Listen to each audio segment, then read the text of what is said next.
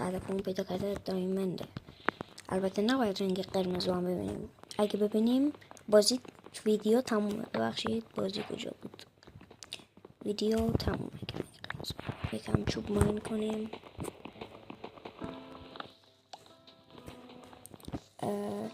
لطفا تا من دارم چوبا رو میکنم شما دکمه لایک، سابسکرایب حداقل همون لایک رو بزنید بهتره. سابسکرایب هم نکنید لایک هم بزنید واسه فرقی نداره، یا حداقل نگاه ویدیو کنید. بخشید دارم مسئله‌تون سر بیارم.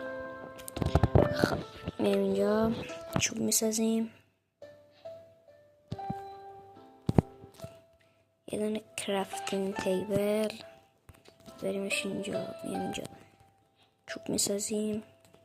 بعد یه دونه شمشیر، یه دونه تبر، یه دونه کلنگ، دوباره یه دونه تبر، یه دونه کلنگ.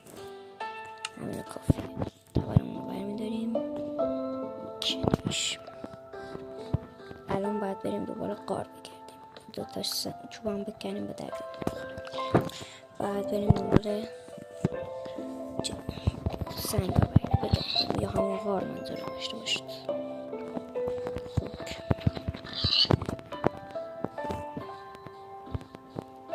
بریم گیر بیاریم یکم بودویم سریع، چون وقتی ویدیومون داره تموم میشه. خیلی وقت ویدیو گرفتیم چون کلا 2 دقیقه بیشتر وقت نداریم که دایموند پیدا کنیم.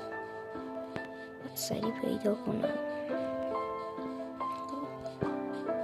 سریع باید برم. 2 دقیقه که بیشتر وقت داریم. من همینجوری گفتم فاز بده.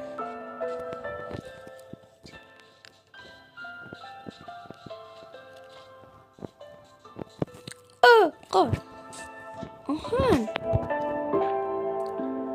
کنیم چون شد برای دایموند ده خوشگل گیر بریم. سعی میکنیم که به درد نمیخوره که باید کلنگ سنگی بدونیم کلنگ آهنی بسازیم. این تیبلمون رو میذاریم. یه دونه کلنگ سنگی بسازیم.